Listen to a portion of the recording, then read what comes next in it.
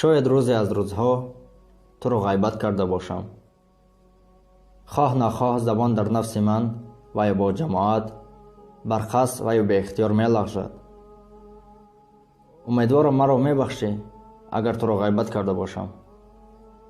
ман фаҳмидам ки аллоҳ шахси ғайбаткунандаро намебахшад та он даме ки шахси ғайбатшуда набахшад. шахсе ки маро ғайбат кардааст ё ин ки дар ҳаққам ягон кори бад кардааст, яқин донад ки ман ӯро ба хотири аллоҳ бахшидам ва умедворам ки ин шахс низ маро мебахшад. ин на ба хотири завқу бечорагист, балки ба хотири тарс аз аллоҳе ки осмону замин дар ихтиёри ӯст. ин навори як даъвате барои якдигарро бахшидан аст. биёед дилҳоямонро пеш аз иди қурбон аз ғайбат пок месозем иншоаллоҳ. ин наворо ба ҳар касе ки дар рӯйхата дорӣ равон кун, иншоаллоҳ ки кори хайр аст.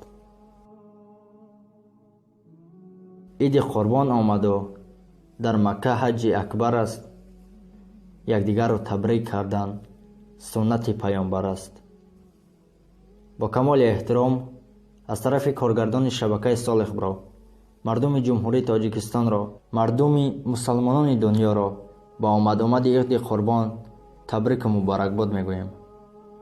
аз даргоҳи Аллоҳи Раҳмони Раҳим ки замину осмон дар ихтиёри ӯст, мағфирати гуноҳон, ҳидоят ба роҳи рост, ҳидоят ба динро таманно менамоем. иди саиди қурбон муборак. иди саиди қурбон муборак. иди саиди қурбон муборак. ин наворо ба ҳар касе ки дар рӯйхата дорӣ равон кун, иншоаллоҳ ки кори хайр аст. дар шабака обуна шуданро фаромӯш накунед, зеро дар шабака обуна шудан шумо аз он шахсоне мешавед ки динамонро паҳн мекунед.